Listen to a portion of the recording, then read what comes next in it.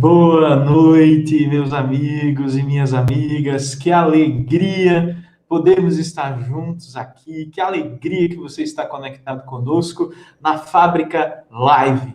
Um momento muito especial, um bate-papo muito especial com pessoas que têm uma experiência de fé, de vida, têm uma experiência do reino de Deus, que apontam para Jesus de Nazaré e que eu tenho certeza que vai impactar a sua vida, que vai fazer diferença no desenvolvimento da tua espiritualidade e na sua percepção, na sua disposição também, eu creio, de seguir Jesus de Nazaré de perto, sendo seu discípulo e sendo sua discípula. Então, que bom que você está aqui, fique conosco. Nossos convidados já estão aqui nos bastidores, aguardando para dar uma contribuição especial para você e deixar para você lições muito importantes sobre essa realidade, identidade maravilhosa do reino de Deus. A fábrica, você já está se acostumando com ela, é um colaborativo de amigos, um espaço de formação,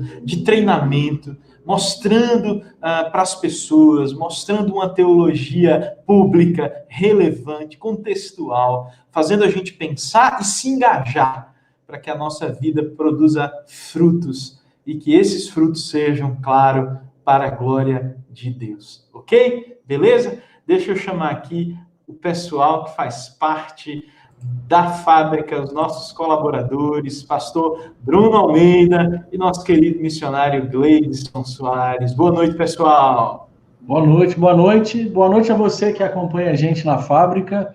É com muito prazer que a gente está na nossa segunda live, né? A primeira live a gente falou sobre Estado laico, né? E Igreja e Estado laico, foi muito legal. A gente trouxe aqui um historiador, alguém da área do direito e alguém da área da filosofia para falar sobre Estado laico. E hoje a gente trouxe dois convidados maravilhosos, né, para brilhantar e nos ajudar nessa formação aqui no Nordeste, no Sertão, para você que está aqui.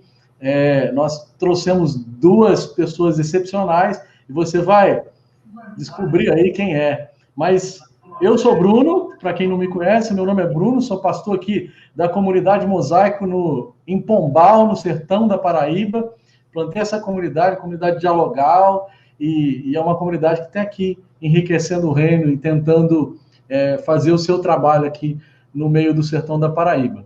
O meu amigo que me apresentou a fábrica é o pastor José Benício Neto. Ele está pastor da primeira IPI do Recife. E aí nós temos aqui do lado o missionário Gleidson, que já botou aí o nome, né? Se apresenta aí, Gleidson. Valeu! Que bom, boa noite a todo mundo aí que está nos acompanhando, seja pelo Facebook, seja pelo YouTube. A fábrica, mais uma vez, se sente assim feliz de estar junto com vocês, esse espaço onde a gente pode pensar, refletir e ser desafiado a agir, né, de uma maneira assim, significativa na sociedade, compartilhando o Evangelho. Meus amigos aqui, estou muito feliz por estar com vocês aqui nesse encontro tão especial e participando desse projeto tão significativo para a vida das nossas comunidades. Aí meu nome está por aí já, né? Sou missionário Gleidson da comunidade Congregação IPI de Veracruz, uma cidade que fica mais ou menos a 1 hora de viagem de Natal, aqui do Rio Grande do Norte. É uma satisfação poder compartilhar com vocês esse momento. Eu espero muito que você desfrute não apenas da presença das pessoas que foram convidadas hoje, mas aproveite, entra aí no chat, manda teu recado, manda tua pergunta, conversa com a gente, que certamente vai ser uma noite de grande reflexão e de grande aprendizado para a vida. Deus abençoe vocês, é um prazer estar com vocês.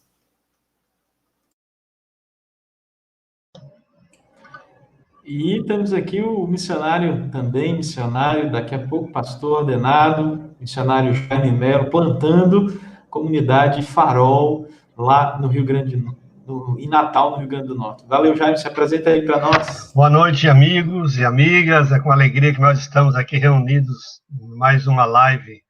A fábrica é esse lugar de aprendizado, esse lugar de conversa, de interação, de alegria, de compartilhar aquilo que nós estamos vivendo aqui. Estamos plantando uma igreja aqui chamada Comunidade Farol IPI, no bairro de Ponta Negra, e eu vou encerrar por aqui, porque esses dois homens que vão estar falando daqui a pouco para nós são gente boa demais, são um norte para a nossa vida, na simplicidade, na vida, no ministério. Chama aí, Benício, bota a galera no ar aí. Valeu, um abraço a todos. Valeu, gente. Então eu vou sair aqui, vou deixar com o meu amigo pastor Bruno, que vai fazer a mediação. Bom, daqui a pouco vai estar aqui com a gente. Nós estamos num processo, as 4 igrejas, mais as nossas igrejas parceiras aqui do Nordeste e alguns amigos, nós estamos refletindo juntos numa série de mensagens nos domingos sobre o Sermão da Montanha, né? As bem-aventuranças do Sermão de Mateus 5, 6 e 7 de Jesus de Nazaré. E tem sido maravilhoso para nós fazer isso, juntos, refletindo sobre a plataforma do reino. E ninguém mais especial para nos ajudar nessa contribuição de refletir sobre a plataforma do reino do que o pastor José Marcos. Eu gostaria que, Benício, você pode... Pastor José Marcos, que está em Recife, ele vai se apresentar, e o pastor Levi Araújo, que está lá em Sampa, pegando um friozinho legal, né? E aqui a gente passando 38 na cabeça. Nada melhor do que esses dois para falar para a gente da plataforma do reino. Se apresenta para a gente o maior em tamanho, que é o José Marcos, e o menor em tamanho. Levi, vocês apresentam aí para a turma. Eita!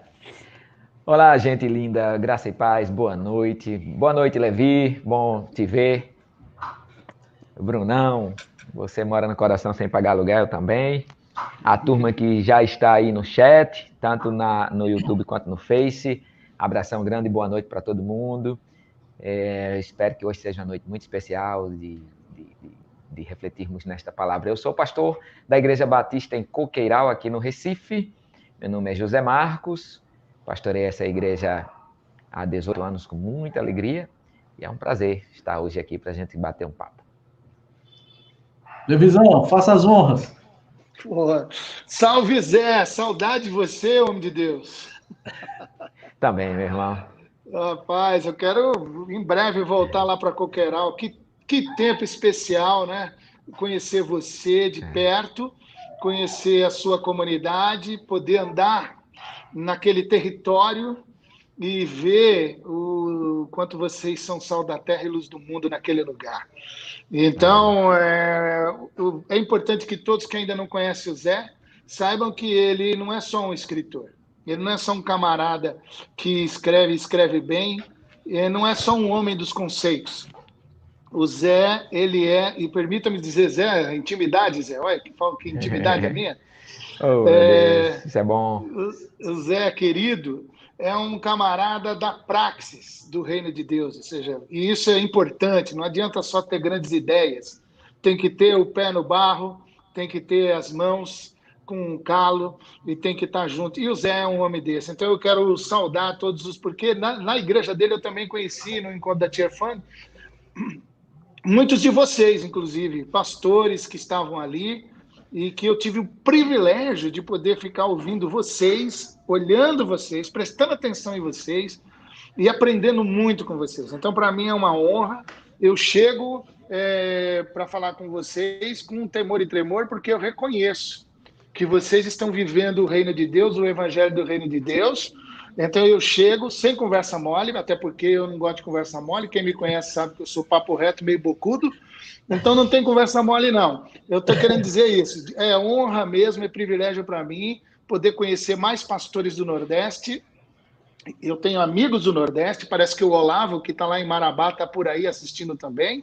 Eu tenho amigos no Norte, tenho uns amigos no Nordeste, eu tenho amigos por todos os cantos, pastores e pastoras, missionários e missionárias, que dão de 1000 a 0 em teólogos e em outros pastores de outras regiões do Brasil. Então eu quero fazer a minha homenagem a vocês, com toda a honestidade, sinceridade e carinho, e saudar o pessoal da fábrica, na pessoa do Bruno, do Gleison, também do Rubenilson, também do Melo, do Jaime Melo, e dizer que eu estou agora como pastor batista da comunidade Caverna de São Paulo, estou iniciando uma comunidade de discípulos de Jesus em Nazaré do zero no centro de São Paulo.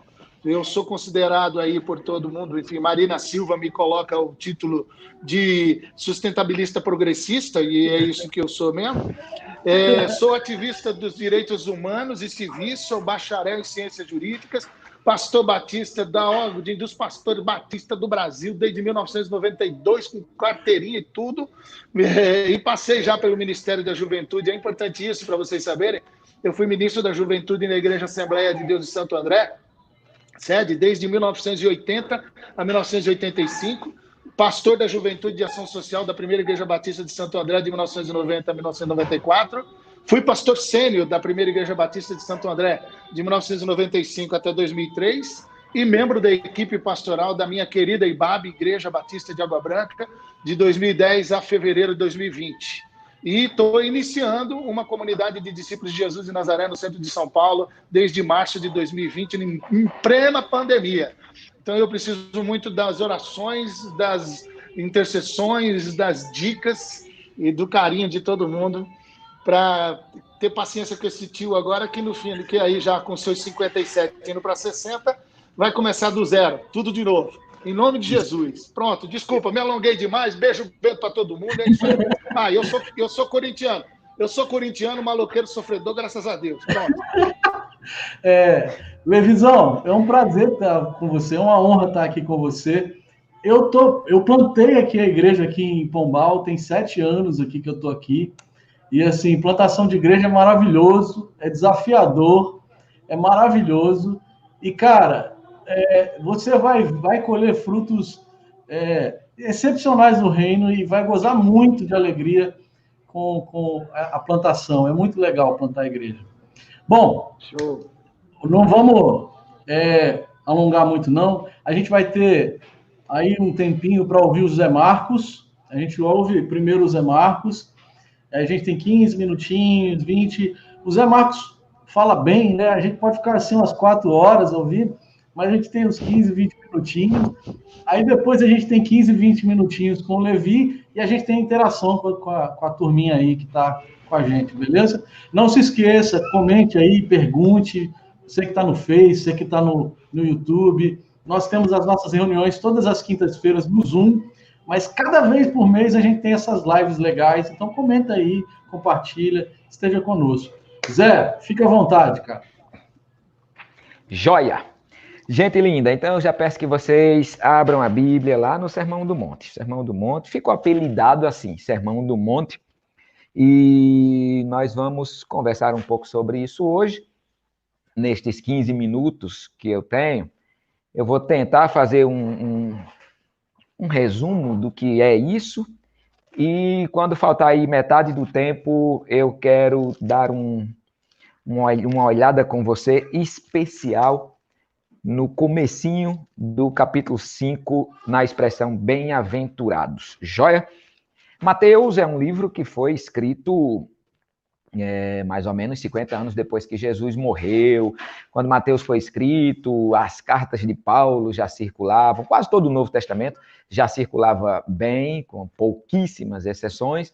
E, diferente da escrituração de uma carta, um evangelho é algo mais sistematizado. O escritor de um evangelho, ele tem mais tempo para pensar, ele tem até mais elementos para escrever. Então, quando o Mateus resolve...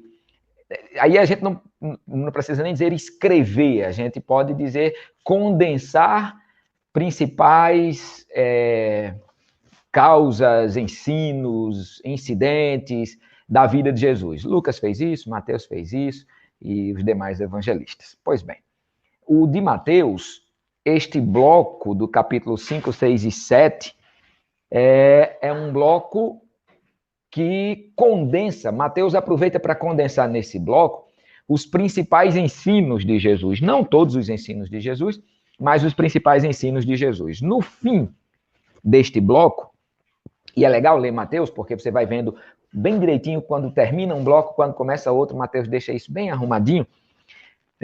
No fim, aqui nos versículos 28 e 29 do capítulo 7, ele escreve assim: quando Jesus acabou de proferir estas palavras, estavam as multidões maravilhadas do seu ensino, porque ele ensinava como quem tem autoridade e não como os escribas. Então, do versículo 1 do capítulo 5, como eu acabei de falar, até aqui onde nós acabamos de ler, a gente vê Mateus condensando os principais ensinos de Jesus.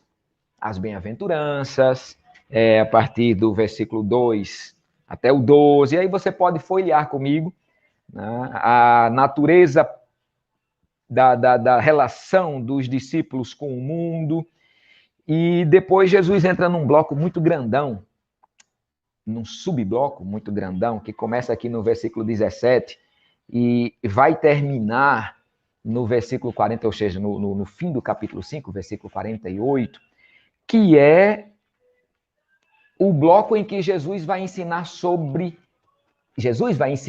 o ensino que foi passado para os judeus.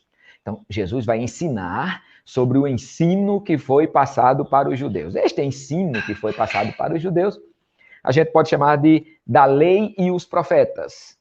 O judeu não tinha esta Bíblia em mãos, o Novo Testamento, como eu falei, foi se formando ao longo das primeiras décadas das histórias das igrejas, mas eles tinham todo o Antigo Testamento, e Jesus era um judeu, e Jesus vive na Palestina, e Jesus chega no versículo 17, Mateus coloca na boca de Jesus uma expressão interessante sobre o ensino de Jesus sobre o ensino dos judeus.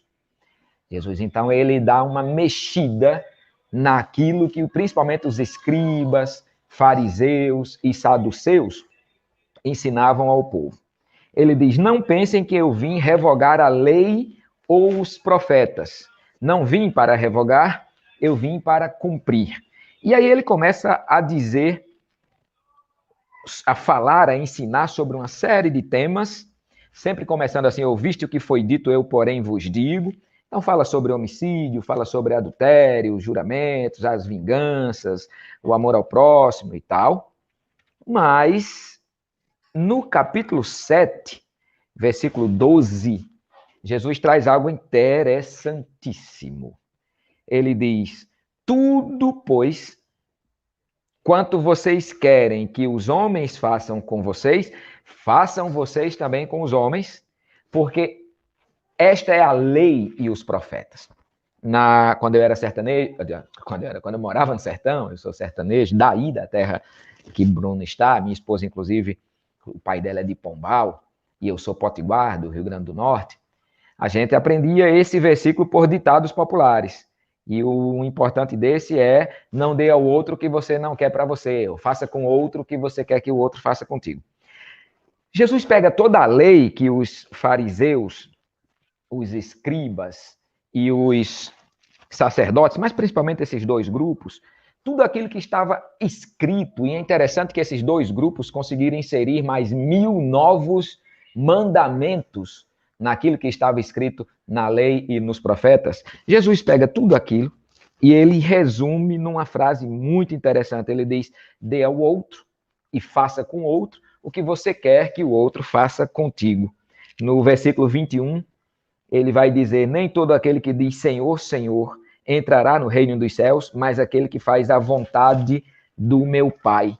Interessante essa capacidade que Jesus tinha de transmitir com facilidade aquilo que os doutrinadores do seu povo tornaram tão complexo, e podemos dizer aqui que Jesus resume a Bíblia toda neste ditado popular sertanejo, e certamente brasileiro também, dê ao outro o que você quer receber do outro, faça com o outro o que você quer que o outro faça contigo. E Jesus diz, isso resume a lei e os profetas. Outro bloco interessante, outro subbloco interessante que Jesus vai falar aqui, é a partir do capítulo 6, quando ele vai falar da justiça, que é o grande eixo central da Bíblia e a espinha dorsal do conceito de reino de Deus. E para o judeu, a justiça era compreendida em basicamente 3 ações. A ação de ajudar ao outro, que a gente chama de dar esmolas, mas para nós brasileiros do século XXI, a gente não vai nem entender a diferença deste ato de lá para este ato daqui, não tem nada a ver com esmola, era ajudar realmente o que precisava.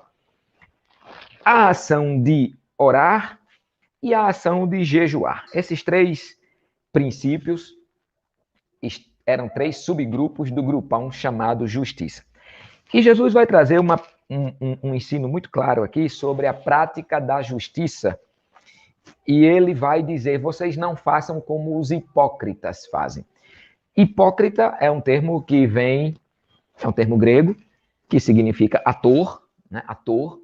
E Jesus está dizendo, olha, a justiça teatral da religiosidade, ela não deve ser a justiça que vocês devem fazer. Por isso ele vai sempre dizer, não façam como os hipócritas quando jejuam, que saem tristes no meio da rua. Mas não. Vocês não se mostrem. Vocês não busquem na sua justiça o aplauso do outro, porque quando o outro te aplaude porque você fez um ato de justiça, você já recebeu a sua recompensa. Deus não é menino, Deus não se deixa enganar, e esta justiça teatral, ela não é a justiça que agrada a Deus. Por isso, repito, ele vai dizer que por causa dessa justiça teatral, aqui no versículo 21 do capítulo 7, vão chegar para ele e vão dizer, Senhor, Senhor, e ele vai dizer, vocês não entrarão no meu reino, porque só entra no reino aquele que faz a vontade concreta do meu Pai. Interessante, com isso aqui eu abordo dois subblocos importantes do resumo do ensino de Jesus por Mateus, e por fim, um muito interessante, que está no capítulo 6, a partir do versículo 19 até o fim, que é o ensino de Jesus de como nós devemos lidar com as coisas, sobretudo com as posses. Lidar com as coisas, sobretudo com as posses. No versículo 27 do capítulo 6, ele vai dizer, qual de vós, por ansioso que esteja, pode acrescentar 48 centímetros no curso da sua vida, côvado, 48 centímetros, ou côvado também significava um estalo de tempo no curso da sua vida. Não queiram acumular, olhem as aves dos céus, olhem os lírios dos campos. Salomão foi o cara, mas não ficou tão bonito quanto ele. Deus cuida dos lírios, Deus cuida das aves, Deus cuida dos lírios, Deus vai cuidar de vocês. Busquem em primeiro lugar o reino de Deus e a sua justiça. Estas coisas serão acrescentadas, porque vocês não podem servir a Deus e ao dinheiro. Então, assim, versículo 24, não podem servir a Deus e ao dinheiro. Então, assim, é um subbloco do bloco muito especial que está contido nos ensinos de Jesus. Mas, apresentado aí mais ou menos um resumo desses 3 capítulos, lembro até uma história da importância do conhecimento concreto disso e da prática disso, de um garotinho que achou uma vez 3 folhas da Bíblia e leu, e eram justamente esses 3 capítulos, e leu, e um dia ele estava contemplando a natureza, e um pássaro estava num lago, na beira de um lago, e um jacaré foi se aproximando, e de repente o jacaré abocanhou o pássaro, e ele gritou, ai meu Deus, coitado do jacaré. Então, o conhecimento do ensino de Jesus, condensado nesses 3 capítulos do bloco de Mateus, é algo extremamente importante e, ao mesmo tempo, infelizmente, extremamente desprezado pelas igrejas. A gente for olhar aqui, por exemplo, o trato que as igrejas fazem com o dinheiro, a melhor igreja, a igreja mais rica, a justiça teatral, que muitas vezes as igrejas também fazem. Então, assim, é realmente um bloco tão importante quanto desprezado. Quero usar os últimos 4 minutos que me restam para falar especificamente dos primeiros versículos, que são os mais importantes. A partir do 3, diz, bem-aventurados os humildes, bem-aventurados que choram, os mansos, bem-aventurados os que têm fome e sede de justiça, os misericordiosos, os limpos de coração, os pacificadores e os perseguidos por causa do meu nome. E eu quero chamar a atenção para essa expressão bem-aventurados. Essa expressão bem-aventurados, makarios, no grego, não saiu da boca de Jesus. Essa palavra não saiu da boca de Jesus. Zé, como é que você sabe disso? Ora, Jesus não falava grego e Mateus escreveu em grego. Então, a palavra que Jesus usou não pode ter sido makarios. Há um consenso entre teólogos excepcionais que a palavra que saiu da boca de Jesus foi hashirei, uma palavra aramaica, hashirei, que significa avante, avante.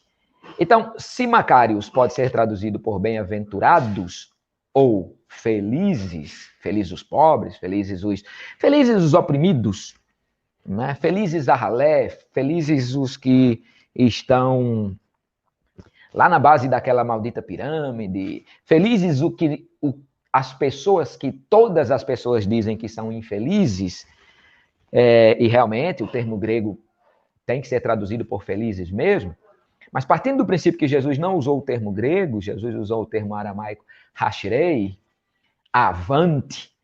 Então, esse ensino de Jesus, que eu acabei de condensar aqui, do condensamento que Mateus fez, ele começa de maneira muito especial, que é quando Jesus está... a quem Jesus ensinava? Jesus ensinava, sobretudo, as multidões.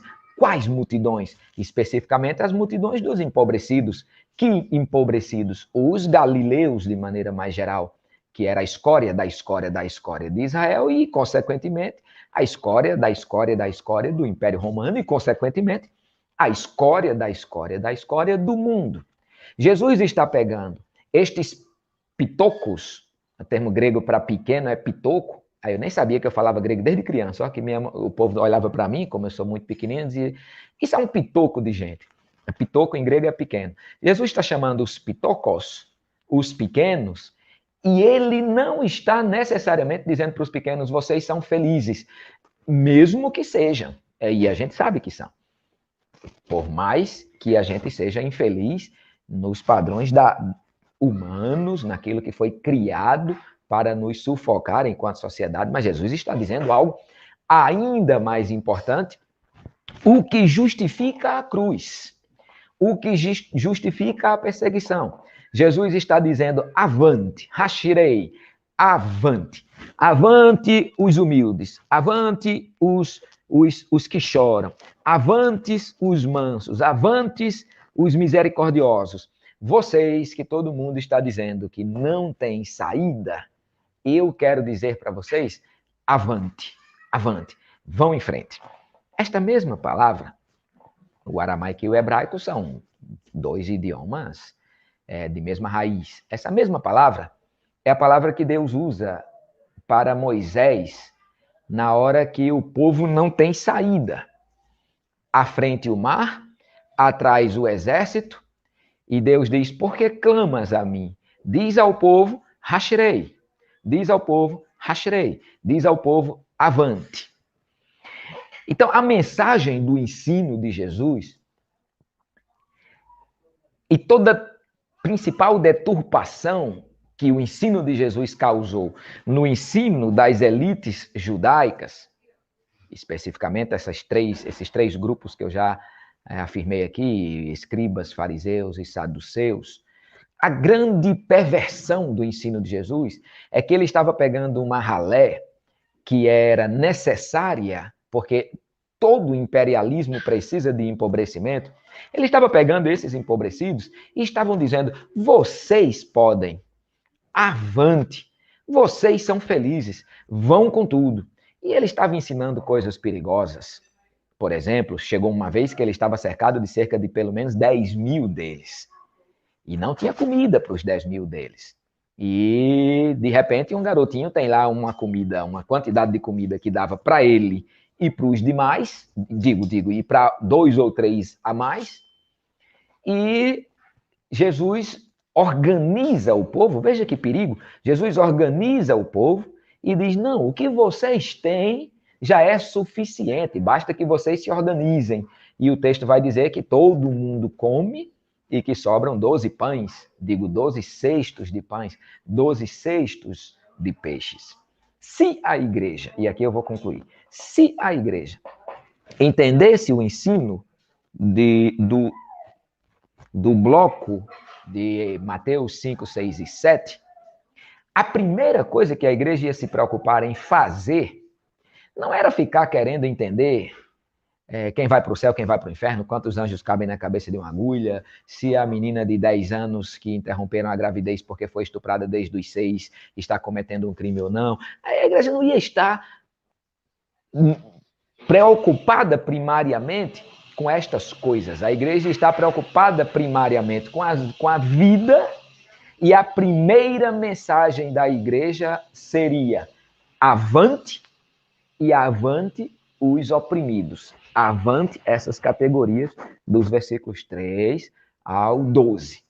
Então, para mim, o suprassumo do ensino de Jesus, resumido nesses 3 capítulos por Mateus, é: diz ao povo que marche, diz ao povo rachirei, diz ao povo avante, porque esse povo é o povo que o reino de Deus pertence a ele.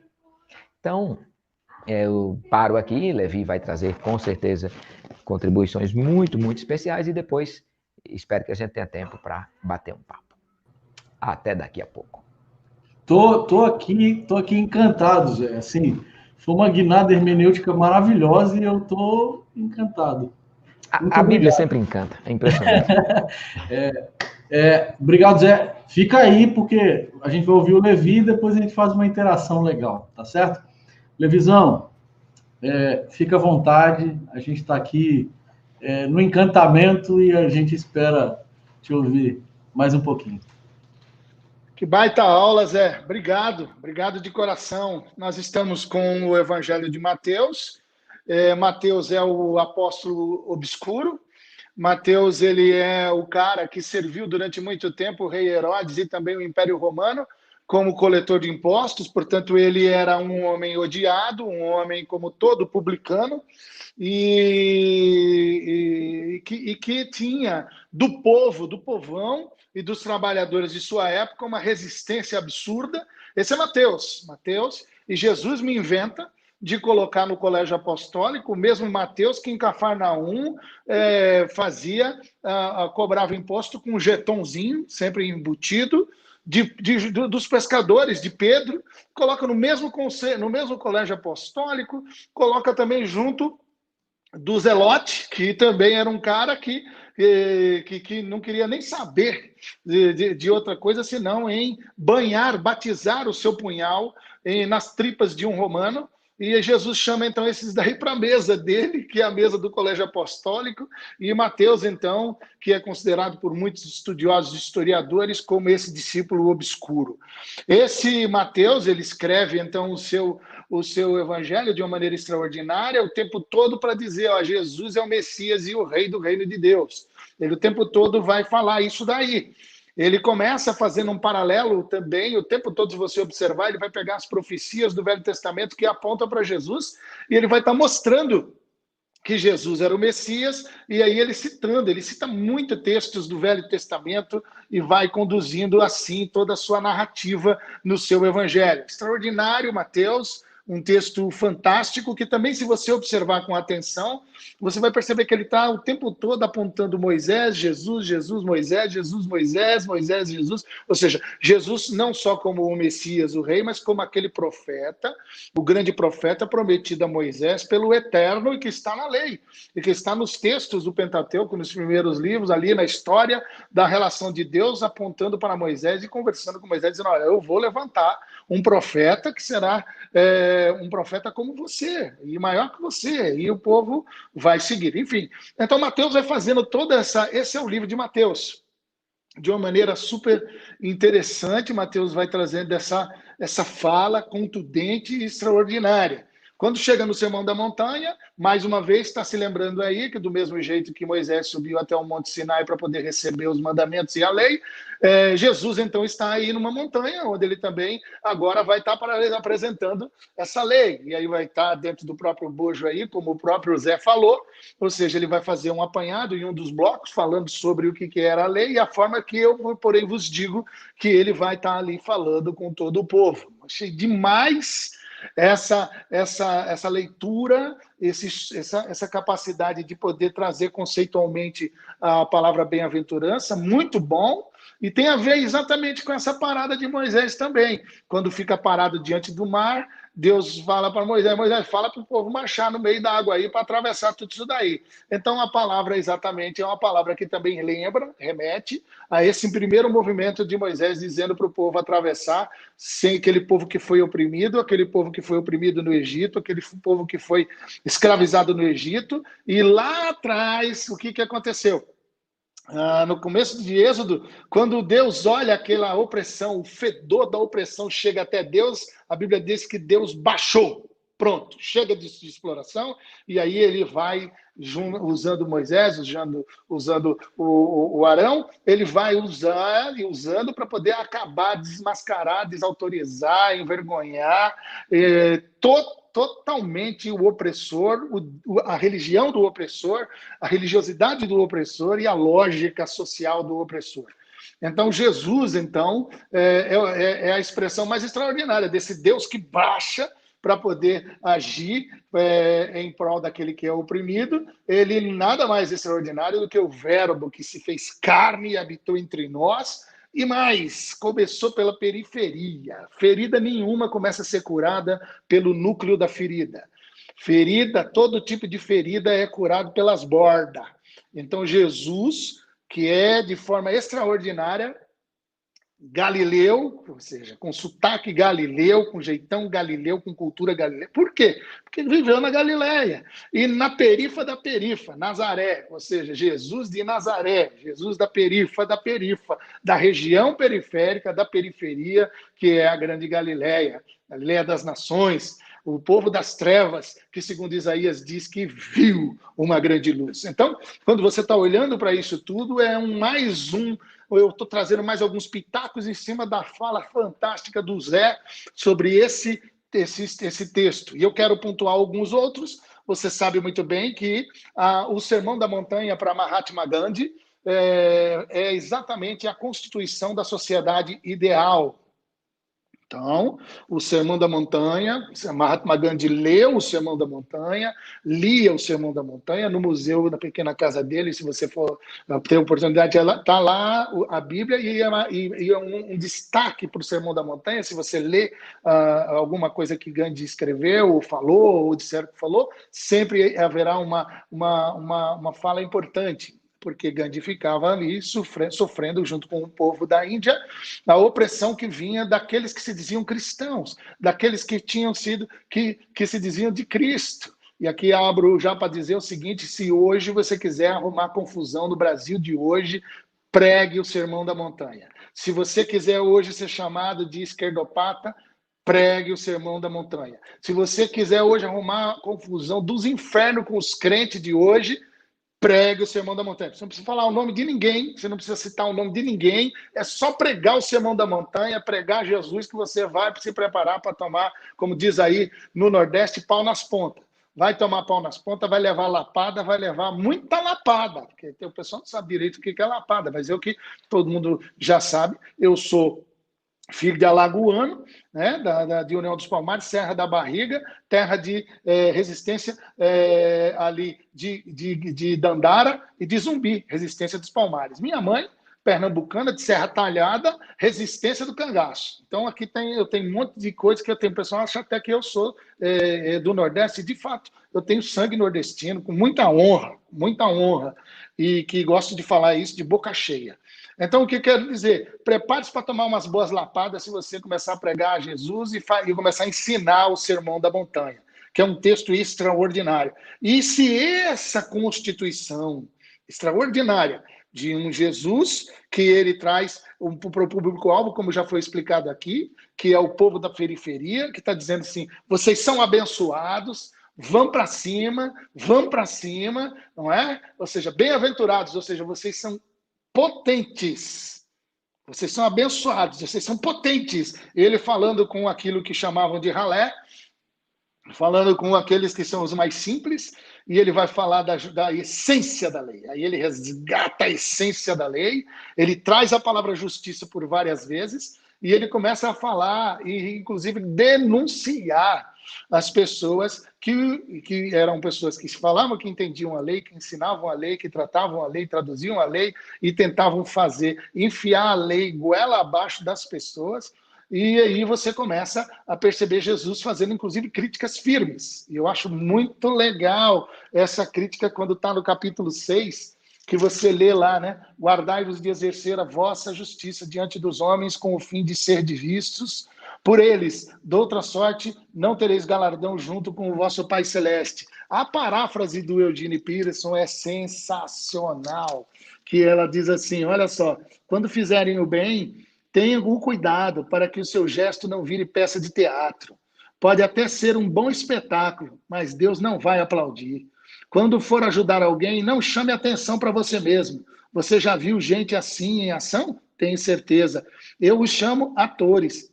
Eles vão orar nas esquinas, como se elas fossem palcos, atuando para o público, interpretando para as multidões. Eles recebem aplausos, sim, mas é tudo que conseguirão. Quando você ajudar alguém, não pense na impressão que vai causar. Apenas ajude com simplicidade e discrição. É assim que Deus, que o criou com todo o amor, faz. Ele age nos bastidores para ajudar você. Desculpe. E aqui é uma coisa que é extraordinária, fantástica. Quando a gente olha toda essa história, o Sermão da Montanha vai se desenvolvendo, Jesus vai estar falando das relações sociais, Jesus vai estar falando de como é que esse povo vai adiante, como é que esse povo é potente, como é que esse povo é abençoado. E você sabe que em toda a Constituição, a nossa Constituição Federal, tem aquelas cláusulas pétreas. E quem fez e falou sobre isso foi o próprio Zé, e ele foi lá e mexeu na cláusula pétrea do Sermão da Montanha, que é a constituição da sociedade ideal. Segundo Gandhi. E olha o que é interessante nesse negócio. Tudo quanto, pois, quereis que os homens vos façam, assim fazei vós também a eles, porque esta é a lei toda e os profetas. Ou seja, Jesus, em um micro-Twitter, ele resume todo o Velho Testamento, toda a lei, toda a Torá, todos os profetas. Com a seguinte frase: tudo que você quer que seja feito de bom para você, faz para os outros. Gosta. Vamos trazer hoje para os dias de hoje? Vamos ver como é que a gente aplica hoje? Você gosta de ter direito a falar o que você quiser, o que você acredita, da forma que você acredita, desde que, evidentemente, o que você for falar não seja fake news e não seja alguma coisa que atente contra a vida? Você gosta de ter direito à fala, de as pessoas te respeitarem naquilo que você é, quem você é, as coisas que você acredita e o jeito que você vê o mundo? Gosta? Não é? Então, se você quer que seja feito isso com você, dando essa oportunidade para que você possa se manifestar, respeita os outros também. O que você quer para você, queira para os outros também. É bom isso, né? Você quer saneamento básico? Quer saneamento básico na sua vida, no seu bairro, na sua casa? Quer? Hoje, então queira saneamento básico para todo mundo. Gostoso ter energia elétrica dentro de casa, né? Para poder tomar banho quentinho, para poder ter luz, para poder ler, para poder assistir uma Netflix ou não sei o quê. Poxa, você curte isso daí? Então lute para que todo mundo também possa ter energia. Você gosta de um tratamento de saúde digno, decente, correto, com qualidade? Aliás, parênteses, viva o SUS. Graças a Deus pelo SUS, essa pandemia veio para mostrar a importância do SUS e dos profissionais de saúde, fecha parênteses. Retomando, então, você gosta, então, de ter educação com qualidade? Então lute para que todos os outros possam ter também educação com qualidade. Gosta de uma casa, gosta de ter um teto, gosta de ter um lugar onde você possa habitar com sua família? Então lute para que todo mundo possa ter a sua terrinha para poder plantar e lute para que todo mundo possa ter a sua casa para poder morar. Então, percebe isso? Facinho isso? Isso tem muito a ver também com o juízo final de Jesus Cristo, que está em Mateus também, que é apresentado no grande momento quando diz assim, tive sede, deste-me de beber, tive fome, deste-me de comer, estava nu, você me vestiu, eu era estrangeiro, não tinha eira nem beira, não tinha lugar, você me acolheu. Estava doente, você foi me visitar, estava preso, tu foi lá. Então, quando a gente olha para essa realidade desse Jesus que vem trazendo dentro do próprio Sermão da Montanha, você vai falando, meu Deus, mas que coisa mais maravilhosa. Que coisa mais maravilhosa. E eu quero, então, indo para o final, para poder só pontuar o seguinte, que o Sermão da Montanha, você pode tentar, estude quando os calvinistas falam do Sermão da Montanha. Tem algumas coisas que dá para aproveitar lá, quando um bom calvinista teólogo está falando sobre o Sermão da Montanha. Mas não esqueça de também ouvir um bom arminianista quando está falando do Sermão da Montanha. Lutero também deu a sua opinião sobre o Sermão da Montanha. Leia, olhe, estude, procure estudar para valer sobre o Sermão da Montanha. Mas eu queria te sugerir o seguinte, que você olhasse para o Sermão da Montanha como se fosse a utopia do reino de Deus, o paradigma final. O que você tem que transformar todos os seus relacionamentos, seja na sua casa, seja na sua comunidade, seja na sua igreja, essa é a nossa referência. Alguns podem dizer, mas isso aí é impossível, viver o Sermão da Montanha na risca, isso aí é impossível, isso é o ideal, nós temos o real. Eu sei que tem muita gente que fica sempre fazendo a distinção do real e do ideal, eu acredito que às vezes até é para afrouxar a energia e a coisa extraordinária que tem no texto. O Sermão da Montanha é para ser um paradigma utópico, sim, para a gente poder ir adiante. Como diz o poeta, o escritor, ele diz assim, para que serve a utopia? O que é a utopia? A utopia está lá no horizonte e toda vez que a gente vai se aproximando dela, ela se afasta. Aí a gente vai de novo indo na direção dela e quando está chegando pertinho, ela se afasta de novo. E quando a gente vai chegando pertinho da utopia, ela se afasta de novo. Aí o cara fala, mas por que então?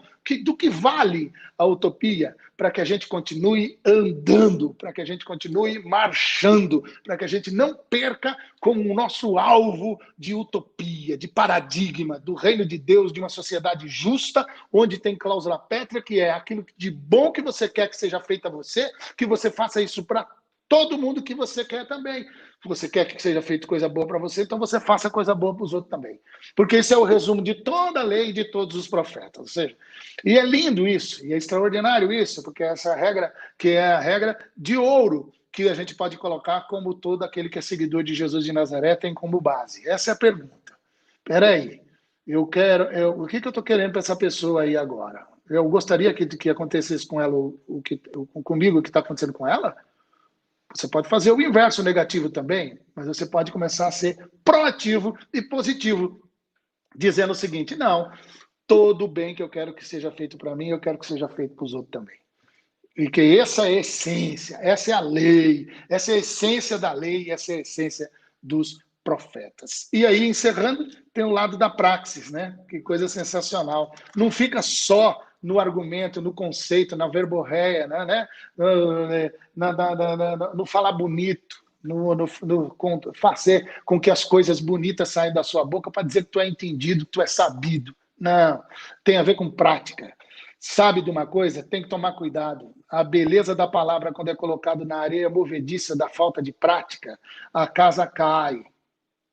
Mas quando a palavra de Jesus, os ensinos de Jesus são colocados em práticas e a gente coloca a nossa casa dentro dessa prática da palavra, a gente está fazendo com que ela fique na rocha firme e na rocha perfeita, que é exatamente a parábola que encerra o relato de Mateus sobre o Sermão da Montanha, que segundo alguns ele passou falando lá mais ou menos uns 8 dias, e aqui ficou um resuminho de tudo aquilo que Jesus falou. Enfim, desculpa aí, eu acho que eu passei do horário, mas era isso que eu queria falar, e vamos lá para o bate-papo.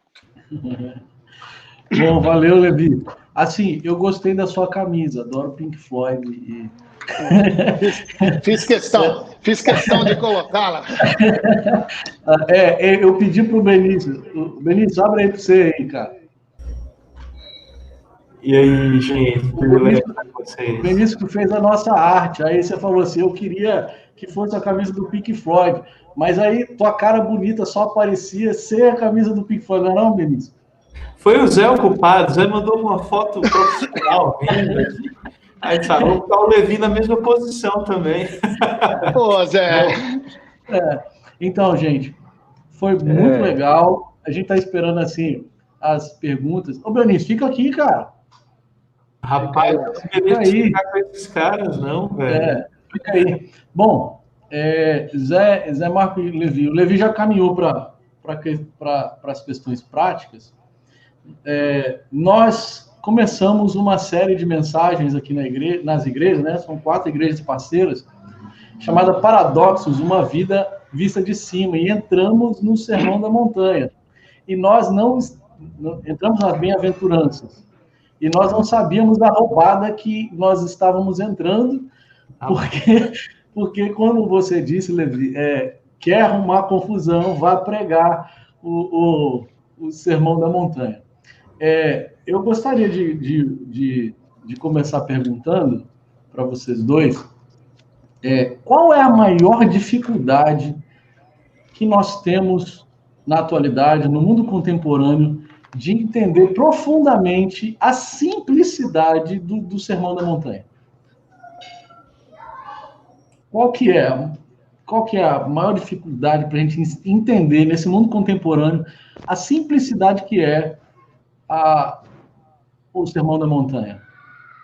Zé, você já é avô, Levi? Não, ainda não. Zé tem a palavra, porque ele é avô já. Sim, é verdade. Todo feliz. Eu vi a fotinha. Eu tô aqui com ele na missa e um no padre, né? Que ela passa pra lá e pra cá. Que hoje ela, a caçula, né? Eu tenho 2 netas e a caçula, a mãe e o pai vieram passar um dia conosco aqui, muito gostoso. Que lindo.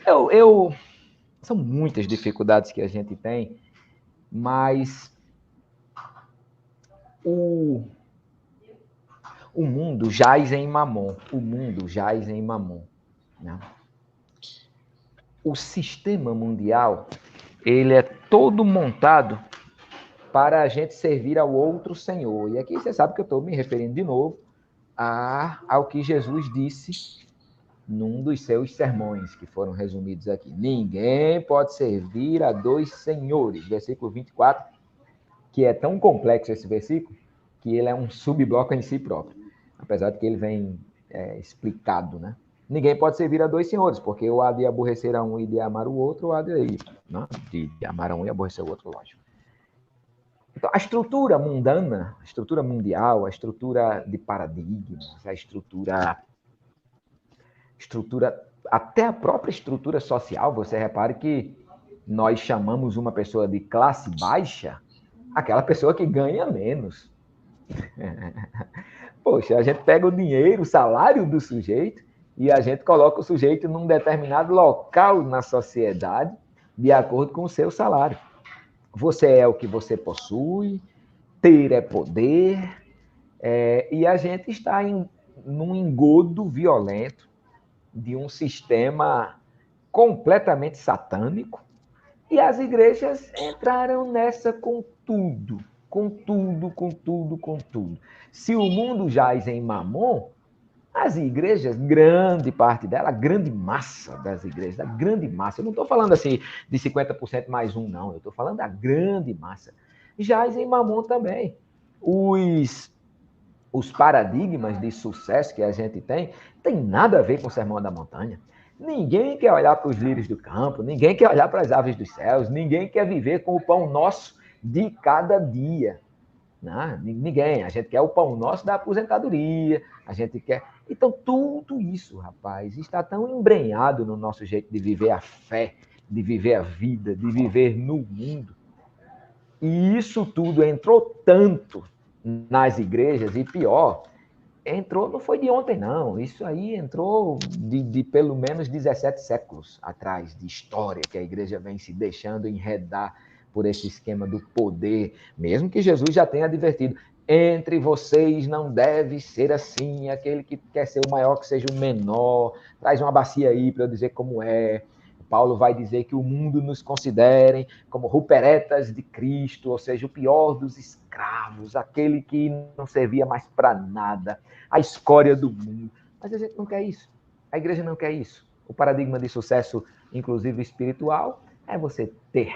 É você sentar na cadeira especial, ter a roupa especial, o título especial, o carro especial. Então, e a igreja não consegue romper com isso. Não só com o seu ensino, mas como pontuou o Levi, principalmente com o seu testemunho. A gente não quer romper com isso. Então, esse para mim é o pior desafio para que a gente viva, a pior barreira para que a gente viva o Sermão da Montanha na prática. Levisão, tua opinião?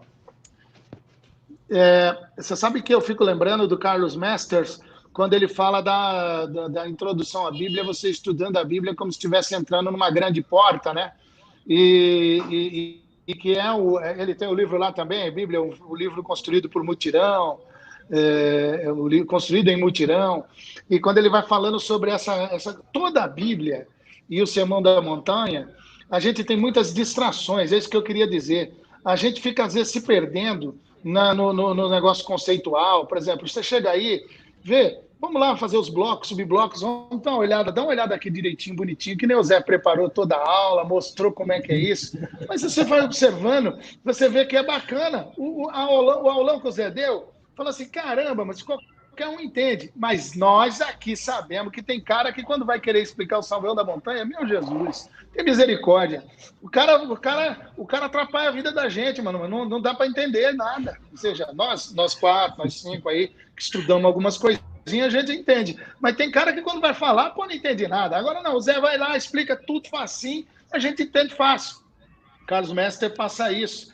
Ele vai contar essa história. Aliás, é uma parábola maravilhosa para poder ajudar. Então, eu acho que a questão do Sermão da Montanha, como da Bíblia toda, passa por um problema que é um problema da maneira como a gente vai até ela e da maneira como a gente tenta estudar.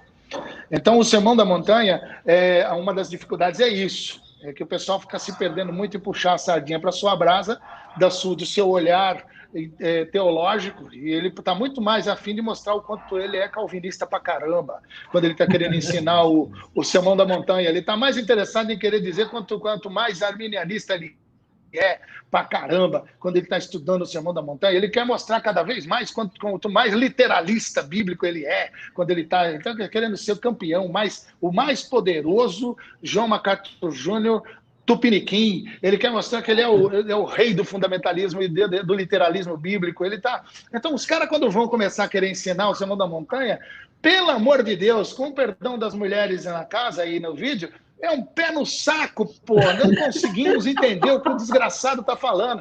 Ele está chamando mais atenção para si do que para o texto, para a simplicidade e para a beleza do texto. Então, eu acho que uma das coisas é isso. Acho que quem atrapalha é quem está tentando ensinar. Os maiores ruídos é de quem está tentando ensinar. Ou seja, agora pegar o texto e ler do jeitão que a gente vê, a forma como o texto foi apresentado, a narrativa de Mateus, que também está lá em Lucas, hein? O olhar de Lucas é interessante também para a gente poder olhar o mesmo sermão. É bacana isso. É bacana saber fazer a distinção, os dois olhares, tanto de Mateus como de Lucas, sobre o mesmo texto, o que mostra a beleza da simplicidade, e que coisa mais bacana. Você não precisa ser simplista, mas você também não precisa ser pedante idiota, de querer atrapalhar, de querer aparecer na hora de querer ensinar um negócio que está aí tão simples para a gente poder estar olhando. Então, eu acho que essa seria uma capacidade, uma coisa muito importante. Outra coisa, sabe o que é? O pessoal também não entende de jeito nenhum, e Jesus deixou para o final, até aquela, volto de novo nela, aquela metáfora, aquela história, aquela parábola da casa, né? De como construir a casa, de colocar em prática, né? Ou seja, a praxis. Ou seja, a gente não faz, não adianta querer estudar o Sermão da Montanha só para o pessoal saber memorizar conceitualmente. Acho que não dá para nada do evangelho ser assim, mas tem gente que consegue.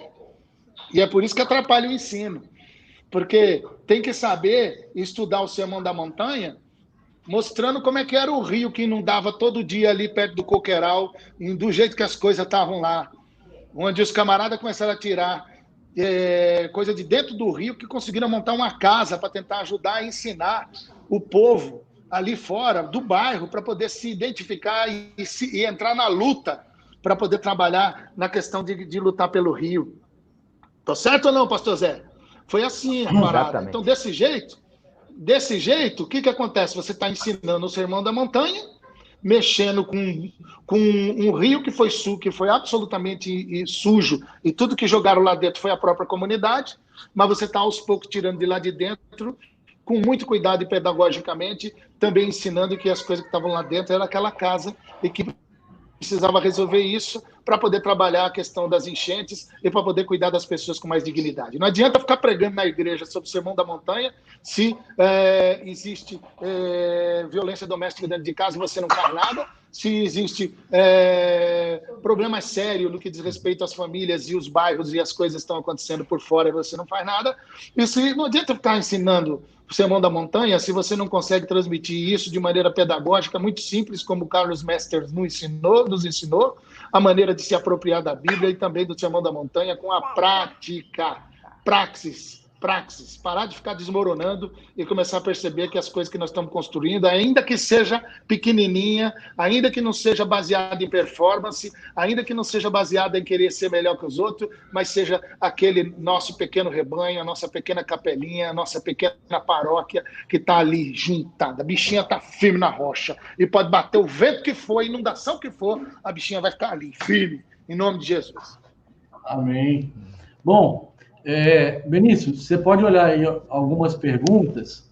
Enquanto eu vou comentando um negócio aqui, foi muito difícil para mim, acho que para os meninos aqui também, quando a gente chegou no Chorai Bem-aventurados que choram. Foi no Dia dos Pais e no dia onde nós batemos 100 mil mortos pela Covid-19 no país. E olhar o Sermão do Monte e percebê-lo ali na hora e percebê-lo à prática, né? Da gente olhar para a multidão dos que choram e falar para eles assim, cara, vai rolar, Deus vai consolar e Ele vai chegar na hora, porque assim, a gente está vivendo o império de Mamon, a gente está vivendo o império do choro, mas vai rolar. Ele vai consolar. Foi muito difícil, cara. E por isso que eu falei que assim, foi uma roubada a gente entrar nessa, porque a gente tem que levar para a prática, né? Tem que levar para a prática o negócio. Deve ficar no conceito. Tem pergunta aí, Benício? Tem algumas perguntas aqui. E o que eu acho, assim, joia de nós estarmos batendo esse papo com o pastor José Marcos e com o pastor Levi, é que são caras que têm o pé cheio de poeira, né? A mão de poeira. Então, assim, não é fazer uma leitura ou uma exposição teológica, como o próprio pastor Levi colocou, apenas retoricamente aceitável, né? Não combina com a vida de vocês, e por isso é um privilégio para nós estarmos aqui. Tem uma pergunta do Marcos Barros, dizendo isso aqui, ó. Sendo o Sermão do Monte o núcleo central dos ensinamentos de Jesus, posso afirmar que há consenso de atendimento, ou entendimento, eu acho, por parte das diversas denominações evangélicas. E aí essa coisa de evangelho já é um problema, né? Definir esse negócio é surreal. Levi não começa, né? Já que o Zé começou na outra. Pastor Levi, o que é que o senhor acha? Mas de jeito nenhum. Por mais que o pessoal olhe para Jesus, só bastaria Jesus ser o consenso para a gente poder fazer tudo que ele mandou e ensinou. Então, por exemplo, quando a gente entende que nós somos seguidores de Jesus de Nazaré e não de Moisés, já ajudaria a dar uma depurada muito boa. Nós seguimos Jesus, gostamos de Moisés, aprendemos com Moisés, pô, um cara legal, joinha, top. Moisés, pô, gente boa pra caramba, a gente aprende tanta coisa com Moisés, mas eu sou discípulo de Jesus, não sou discípulo de Moisés. Então, quando a gente começa a entender a Bíblia toda, de que Jesus, alguns dizem, né, é a chave hermenêutica, sei lá, arrume confusão com o jeito que você quiser com isso daí. Mas se você abrir, entender que a anunciação, nascimento, vida, ministério, popularidade, falta de popularidade, perseguição, tortura, morte, sepultamento, ressurreição e ascensão de Jesus de Nazaré e tudo que foi ensinado e que ficou registrado sobre mandamentos de Jesus, é as coisas que nós temos que obedecer, é aquilo que nós temos que ensinar. Então, primeiro que as pessoas não acreditam nisso. Eles não acreditam nisso, eles falam que acreditam, mas não acreditam nisso. Então, não adianta. Primeiro tem isso, essa coisa louca, essa esquizofrenia. Os caras falam que seguem Jesus, mas se ficar entre Jesus e Moisés, eles vão ficar com Moisés. Eles falam que segue Jesus, mas se for, agora vou mexer com um negócio que vai provocar, a gente vai tremer. Se fala que segue Jesus e tiver que ficar com aquilo que Jesus ensinou e outra coisa que Paulo trouxe e acrescentou, ele vai ficar com Paulo. Tá certo ou não? Ou seja, ele é capaz de fazer todo mundo a mulher meter véu na cabeça e fazer com que. Certo? Ele vai querer fazer isso e vai arrumar um jeito de fazer isso, mulher para um lado, um para o outro. Isso, e não estou falando de CCB, não, estou falando de igreja batista, fundamentalista, americana e muitos daqueles que nos ensinaram. Então, a primeira coisa, eu acho que é isso. Pessoal, Benício, diz, e aí quem perguntou, diz que Jesus é de fato, diz, mas isso é só discurso, papo furado. Na hora que você vai ver a maneira como eles fazem a interpretação da Bíblia, eles fazem a leitura da Bíblia e eles vão colocar um filtro para saber o que é naquilo que Jesus ensinou, naquilo que Jesus falou, com a lei de ouro, ame aos outros como eu amei vocês. Aí você faz o filtro na Bíblia toda. A regra de ouro, faça aos outros aquilo que você gostaria que fosse feito a você. E a tarefa de ouro, ao invés de ficar inventando moda, façam discípulos de Jesus, façam discípulos meus, por tudo que é canto de vocês andarem. Se você entender que você tem uma lei, você tem uma regra e tem uma tarefa, a gente não vive isso, a gente fica fazendo a maioria das coisas que a gente faz, o dinheiro que a gente gasta, e tudo aquilo que a gente faz, e como faz, do jeito que faz, estão tudo fora disso daí, rapaz. Está tudo fora disso aí, não está nem na lei de ouro, não está nem na regra de ouro, nem na tarefa de ouro. Aí um infeliz desse, por isso que não dá para o cara falar assim, não, nós todos evangélicos, nós todos convergimos, entendemos, concordamos com tudo. Concorda da boca para fora, rapaz. Concorda nada. Para concordar que Jesus é aquele que abre todos os livros da Bíblia, para concordar com isso, que você é discípulo dele, não é discípulo de Moisés, nem é discípulo de Paulo. Vou repetir. Não tem problema com Paulo. Eu amo Paulo, graças a Deus. Paulo é fantástico, Paulo é extraordinário. Paulo, meu Deus do céu, homem de Deus, homem extraordinário. Os textos dele são magníficos. A importância de Paulo é extraordinária. Tudo isso, mas eu não sou discípulo de Paulo, ora bolas. Eu sou discípulo de Jesus de Nazaré, discípulo de Pedro, nem de João, nem de Mateus, nem de Lucas, tudo gente bacana, tudo gente que eu agradeço a Deus, quero dar um beijo, um beijo ósculo santo, um beijo bento no céu, em cada um deles. Mas eu decidi seguir Jesus de Nazaré, é ele, ou seja, Jesus mandou, tá mandado, não mandou, deixa de lado. Luizão, isso aí, Zé, tá com a palavra.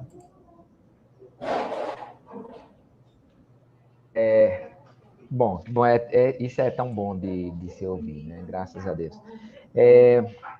Quando eu me lembrei, enquanto Levi falava, de uma coisa que eu acho que foi Carlinhos Queiroz que disse uma vez, que a igreja se tornou perita em fazer o que Jesus não pediu. Carlinhos Queiroz. A igreja se tornou perita em fazer o que... exatamente. A igreja se tornou perita em fazer o que Jesus não pediu. Quando eu fui pastorear a igreja de Coqueiral, eu tinha 27 anos. 27 anos e uma semana, exatamente. E ela tinha 77 na época, já era uma igreja histórica. Vai fazer 95 esse ano. E o terceiro sermão que eu preguei foi: Jesus Cristo não entraria no hall de membros da nossa igreja. Foi uma afirmação. O título foi essa afirmação. Jesus Cristo não entraria no hall de membros da nossa igreja. Foi o sermão mais fácil, em matéria de preparo do sermão, de fazer até hoje.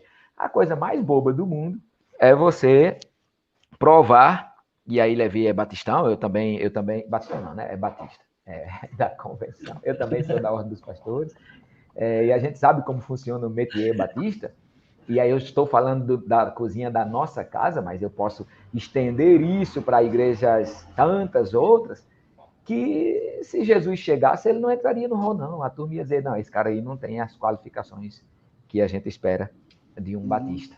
Então, Levi fala muito, muito especial isso, né?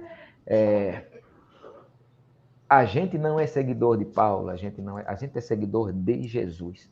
Inclusive, a própria Bíblia, ela só tem serventia se ela iluminar para Jesus. Se a gente olhar para a Bíblia sem a lupa de Jesus, até a Bíblia se torna um instrumento de... E a gente está vendo isso hoje, Brasil afora. Até a Bíblia se torna um instrumento de... Se torna um fuzil na mão dos crentes para sair matando gente. Então, Jesus é o segredo. E é um segredo tão simples, né? Simples. Até um ateu consegue seguir Jesus. Até um ateu consegue seguir Jesus. Gandhi, que não tinha as relações históricas de nascença de família com o cristianismo, e tantas outras pessoas, né? É simples, né? Basta testemunho, basta vida simples, basta vida abnegada. Levi estava falando aí de Carlos Mestre. Eu tive uma experiência com o Carlos Mestre muito interessante. Algumas, né? Todas que eu tenho com ele são muito interessantes. Mas uma foi no dia que ele completou 80 anos. A gente estava no mesmo evento, né? Era um evento, inclusive, aí em São Paulo, Levi, em Budas das Artes, e o meu quarto ficava do lado do quarto dele, e depois do nosso quarto era o refeitório, e a gente saiu para tomar café da manhã. Ele dá 2 de mim, né? Eu tenho 1,60 m, ele tem 3,20 m, e coincidiu que a gente saiu junto do quarto, né? E eu disse, ô Frei, parabéns. E ele disse, o que foi que eu fiz? Aí eu disse, não, hoje é seu aniversário de 80 anos. 80 anos, eu não estou falando de qualquer aniversário, é um aniversário de 80 anos. E ele disse, mesmo, eu não estava lembrado. Veja a capacidade de deixar de se preocupar consigo próprio que um homem desse tem, né? Eu contaria outras histórias lindas com ele. Todas as histórias que eu travei com aquele homem, eu vi Jesus de Nazaré. Quando as pessoas perguntam, Zé Marcos, quais são suas referências? Olha, hoje é o aniversário de morte de Dom Helder Câmara. É uma referência para mim. O Carlos Mestres é uma referência para mim. Dom Pedro Casaldáliga, que faleceu agora há pouco, é uma referência para mim.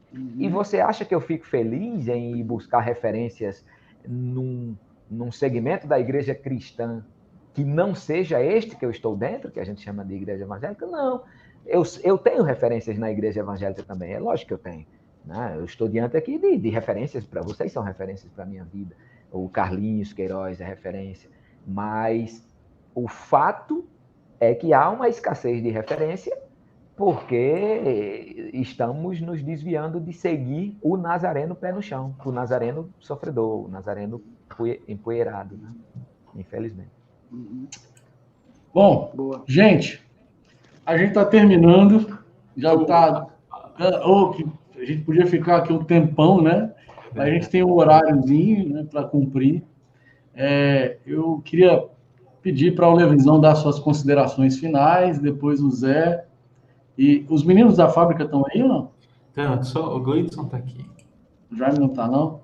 Não. E fazendo suas considerações finais, eu quero começar agradecendo a vocês dois pela alegria da gente ter a presença de vocês aqui.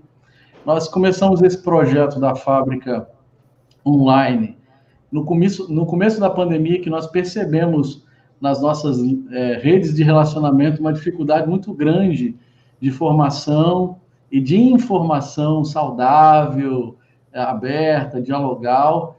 E aqui no Sertão as coisas chegam com muita dificuldade, no Nordeste chegam as coisas com muita dificuldade, e a gente se juntou fazendo uma força danada para a gente trazer formação mais aberta para o nosso povo aqui, né?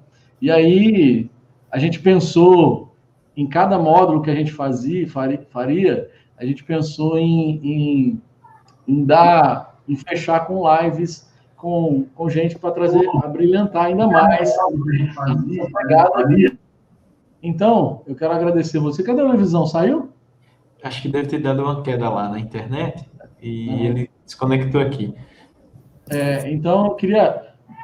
Zé, faça as suas considerações finais e Levisão faz depois.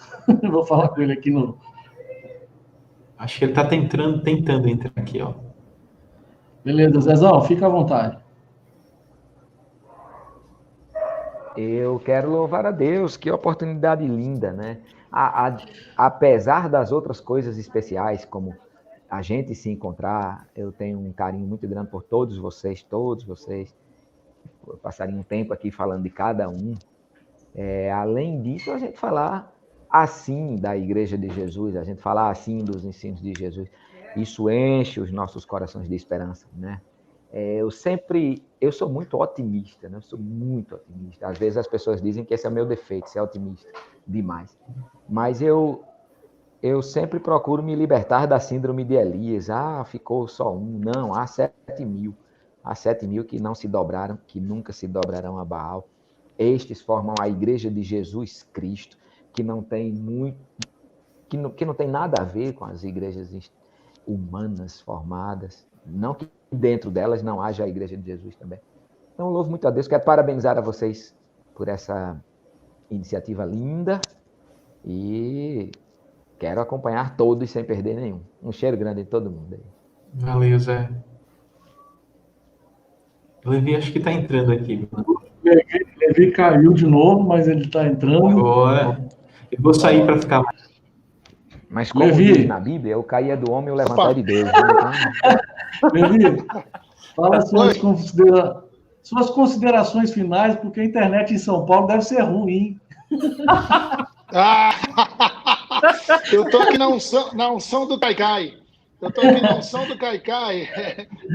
Tem isso por aí? Tem isso por aí? Tem igreja por aí que tem o tal Basta chover.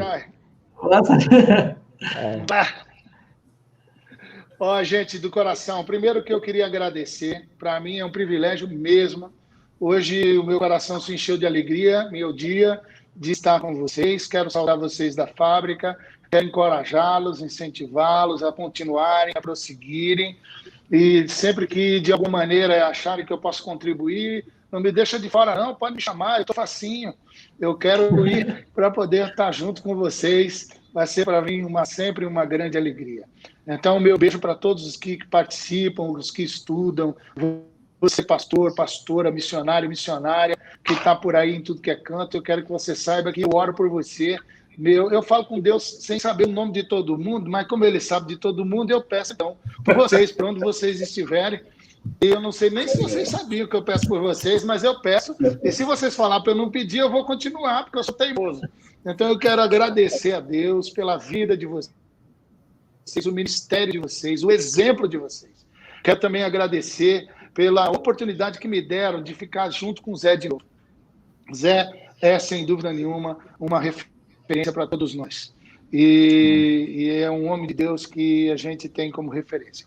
E a gente louva a Deus pela vida dele, pela igreja dele e pela forma como as coisas estão acontecendo. Então, muito obrigado pelo convite e por esse tempo tão agradável, tão gostoso, onde a gente ficou batendo papo juntos aqui. O Olavo Dias, o Olavão, está lá, lá do sul, para cima de Marabá, como é que é o nome daquela cidade, perto lá da... Fala aí, Olavo. O Olavo está lá na região como é que é, meu Deus? Daquela outra coisa que o Fernando Henrique entregou para todo mundo. Meu Deus do céu, o nome lá. Como é que é o nome? Olha só, a mineradora lá. Quem é, Zé? Aquele negócio Pará. Para o Brasil todo. Pronto, no Pará, mas ele está lá. Ele está lá na Vale. Ele está lá na cidade da Vale, o Olavo. Sim. Cidade da Vale. O Olavão e outros camaradas que estão por aí. Então, meu beijo, meu carinho para todos vocês. Beijo, Bento. Obrigado mesmo, viu? Para mim foi uma delícia. Foi uma delícia esse tempo nosso aqui. Aqui, Levisão, tem gente do Pará mesmo, de Belém, tem gente do Sertão, tem gente de Natal, tem gente de Alagoas, tem gente do Pernambuco, tem gente de Aracaju.